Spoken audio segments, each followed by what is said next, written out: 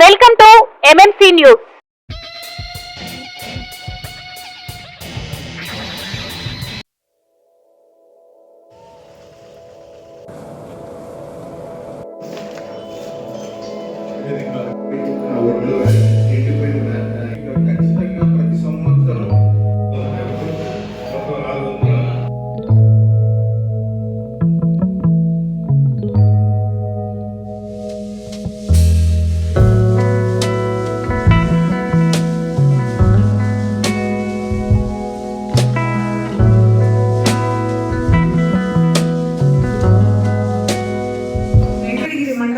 కోట గ్రామ పంచాయతీ మొక్కలపాటు గ్రామ పరిధిలో నుంచి మొదలు సుమారు 5 కిలోమీటర్ల దూరంలో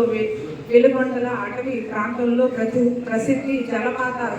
శైవ క్షేత్రమైన శ్రీ కోనమల్లేశ్వర స్వామి వారి సన్నిధి ఆధ్యాత్మికంగా పర్యాటకంగాను ఎంతో పేరుగాంచింది. వెంకటగిరి నియోజకవర్గ ప్రజలు మరియు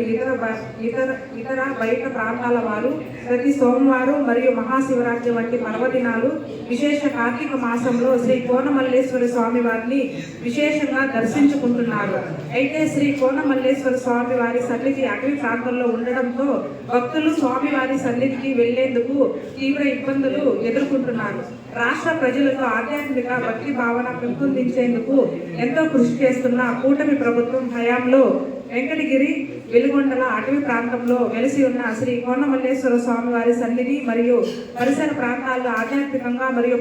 పర్యాటకంగా శ్రీ కాళహస్తి దేవస్థానం ద్వారా తలకోన తరహాలు అభివృద్ధి చేయాలని కోరుకుంటూ తద్వారా వెంకటగిరి పట్టణం కూడా మరింత ఆర్థికంగా కూడా అభివృద్ధి చెందేందుకు అవకాశాలు ఉన్నాయి. కావున శ్రీ కోనమల్లేశ్వర స్వామి వారి శైవ క్షేత్రాన్ని ఆధ్యాత్మికంగా పర్యాటకంగా అభివృద్ధి చేయాలని వెంకటగిరి మండల పరిషత్ సర్వసభా సమావేశంలో సభ్యులందరూ ఏకగ్రీవంగా తీర్మానం చేస్తూ సదరు ఏకగ్రీవ తీర్మానం పత్రంలో వెంకటగిరి గౌరవ శాసనసభ్యులు శ్రీ కురుగుండ్ల రామకృష్ణ గారు వారి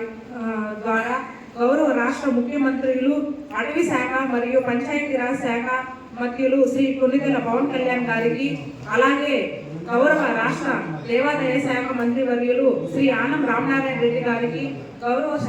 రాష్ట్ర పర్యాటక సాంస్కృతిక శాసన మంత్రివర్యులు శ్రీ కందు దుర్గేష్ గారికి, గౌరవ తిరుపతి పార్లమెంట్ సభ్యులు శ్రీ మధ్యల గురుమూర్తి గారికి, గౌరవ జిల్లా కలెక్టర్ శ్రీ వెంకటేశ్వర్ గారికి పంపడం జరుగుతుంది.